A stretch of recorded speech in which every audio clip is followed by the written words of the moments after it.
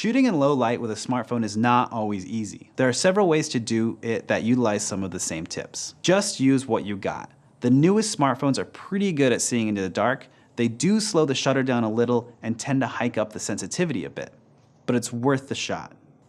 If you do this, then you should try locking it off on a tripod or setting it up against something so it doesn't move as much. The less handheld you can do, the more still your phone will be. Number 2, using the flash on your phone. The flash on your phone can be very powerful and sometimes a little too harsh. It really only works for something that's less than 5 to 8 feet away from your phone, but it can be a quick way to light your subject. You may also experiment with diffusing it like we did in our lighting segment, making it a bit softer and a less hard on your subject or the background. Number 3, find light. Maybe easier said than done sometimes, but by finding artificial light, we can use it to our advantage. So hunt for a street lamp or a desk lamp or anything to help fill out the dark areas. Smartphones aren't always great in dark, so anything you can use will really be helpful. Number 4, using a night long exposure app is even better. Apps like Night Camera Lite and Slow Shutter Cam will allow you to control the shutter a little bit better. Combine this with a tripod and you'll be getting as much light in your sensor as possible for a smartphone and come out with some really great stuff. In fact, check out this demo with us using some of these tips. So let's talk really quick about low light on your mobile phone. Now I have one of the newer models of phones and you can see just in the preview screen, we're seeing a lot already. Now let's turn our flash off because we know we don't like flash and we're gonna go ahead and hit the photo button, bam. Now check out this shot. Now there's some decent amount of flare, but we're really capturing a lot of light on Sam, and you can even see in the background here, you're seeing pretty well into the night. Now let's move away from these lights a little bit and let's see what we can capture and see how well it does. Now you can see we're picking up a lot on my phone right now. Sam's pretty far away. If we take a picture, it'll focus there. And again, just like we expose everything else, we can tap somewhere and we can bring down the darkness like this. And that's really a nice exposure for low light if you want to make it dark. And now watch as we raise up the exposure. It's getting grainier and grainier, as you can see up in the upper left for the video preview mode. And let's take a photo. Bam. All right, now check out these two photos. This one is the very standard regular photo, and look at all the light that this phone is actually picking up. And again, this is a newer iPhone X, so the low light sensitivity is pretty good. Here's where I close down the exposure quite a bit to make it dark. You can see it's only picking up that light from a house way back there. And then here's where I brought the exposure way up. Now if we zoom in, you can start to see a little bit of noise up here in the blacks and in the sky, and where you're really gonna start to see noise and you're gonna see artifacting from the sensor because it just cannot handle it.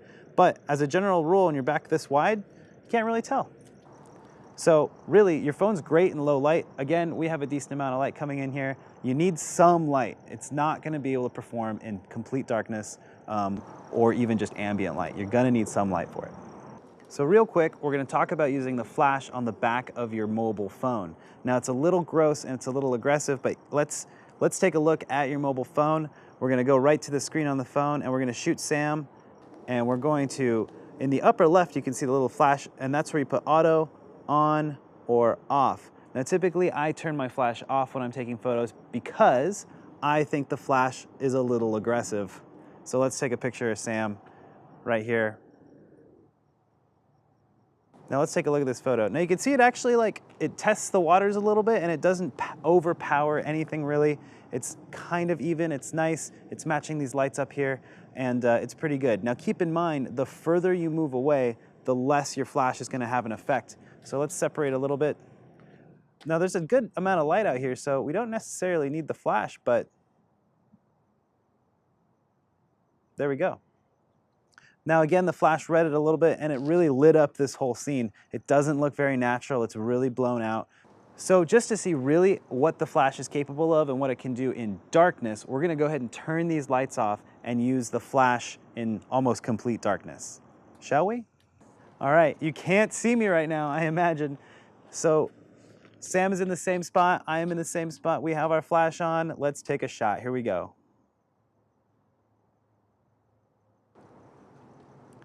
Hey, I'm over here now.